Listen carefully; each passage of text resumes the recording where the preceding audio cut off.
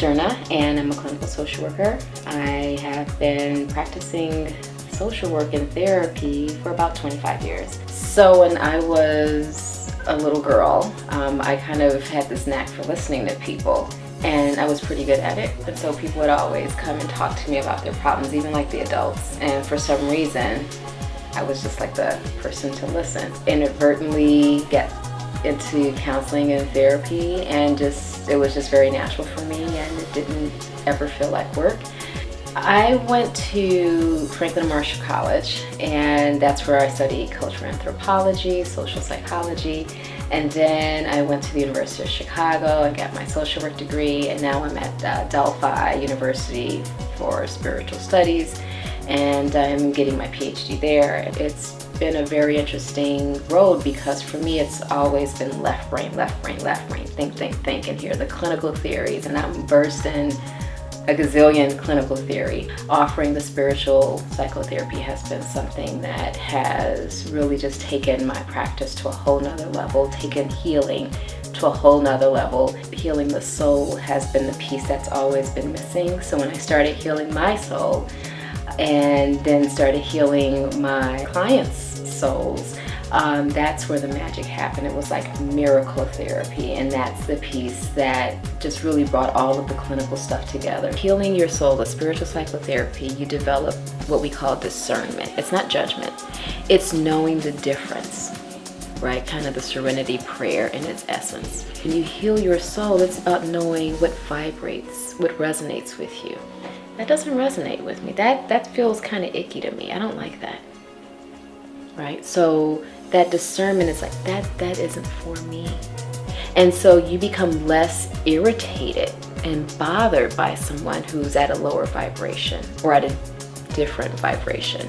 And I will tell you, once you continue to resonate or vibrate at a different level, at a higher level, those type of things that bothered you before, you don't see it anymore. It doesn't come up. People say, well, why should I go to therapy? And it's like, well, everybody should have a therapist. It's something that you really do need, even if you don't use your therapist all the time, even if you don't talk to your therapist all the time. It's really nice to know you have someone who's a sounding board that you can talk with, who's not invested in you. So it's not like I'm gonna ask you to babysit for me next week, so I have to tell you something nice or something that you wanna hear. It's one of those relationships that you go in to get some understanding, and the therapist is there solely for that purpose, solely to help you heal, help you to find and create some awareness around your situation. So the benefit of psychotherapy and spiritual therapy is just amazing. You get to grow, you get to challenge yourself in an optimally frustrating way if you're a self-psychology person. And it's just a good way to keep on top of things. You know, if you aren't sure, check in. I've had patients who've come in for the first time ever coming to see a therapist, and they'll do a session, you know, with me, a hypnotherapy session, and they'll go, oh my God. And they're like 45. And they'll be like, I wish I would have come here like 20 years ago. It was just that one session. You just learned in those 20 or 25 years what you didn't like, what didn't work, and now you found what did work, and you're ready for it now. That's the only reason you are so excited about it, is because you know what doesn't work. And now you know what to do if you ever get stuck again. You won't wait another 25 years. You'll probably come in, you know, so much more quickly, right? So everything is useful. Nothing is ever wasted in life. I started my private practice in 1999. From there, just have focused on working with individuals who are looking to pretty much become the hero of their own lives. And usually when they come in, they don't start off with that as a request. They don't say, I want to be the hero of my own life. They usually come in with a problem that they can't fix on their own or that they can't tolerate. And I've always had a strong type of emotional feel and pull towards survivors because of my own story of abuse when I was 4, and it was just something that I understood very intuitively at a very human level, at a very spiritual level. My clients, you know, they come in, they ask me, they say, you know, well, how come you were able to help me? And I've gone to therapists for 10, 20 years, or I've seen like 15 or 20 therapists. and I don't feel like I got the same results. I felt like it was really, really slow, or I felt like we just didn't connect. And they would ask me, so what did you do? And for me, I don't do anything. I show up and I'm fully present with each client, with each patient. With my survivors of abuse and trauma, there's something innately open with me about that, because when I was 4, I was molested for about a year. It was just something that stayed with me my entire life. It wasn't until I started to do the spiritual psychotherapy, the Rohan, more specifically, that I started becoming my own hero. That's when I realized how much I waited and I looked for someone to save me. The healing, I mean the true healing, comes from going back and taking back your power, especially if you're a survivor.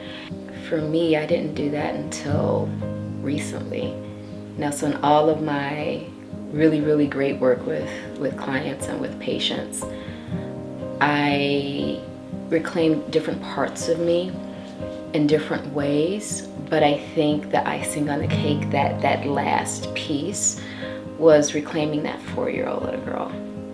Even now I feel her, and you know, when you reclaim those parts of yourself, you bring those parts back into your heart, and you allow yourself to connect with that, and it's the most beautiful feeling in the world. Talk about love. This kind of love was different. This was that type of love that I was longing for. I have to tell you, when I found her, that was the most pivotal moment in my entire life. And you can feel that spill over in my work with my clients, because they're just like this. And just like when you're in a room with somebody and you're like, oh my gosh, I really like them. I don't know what it is, but I really, really like them. That's love. I write for Jet Magazine, and I write for the lifestyle blog. So all of my blogs are on jetmag.com. And you click on the life button, and then all of the blogs come up. You have to search for mine, but The Day I Died is the blog about my story. For those who are looking to do any clinical work or any spiritual work, feel free to reach out to me. My office number is 312-382-8710, extension 150. You can also go to my website at highachiever.net and click the contact me button. You can shoot me an email if you'd like. You can also call me as well, and learn more about me.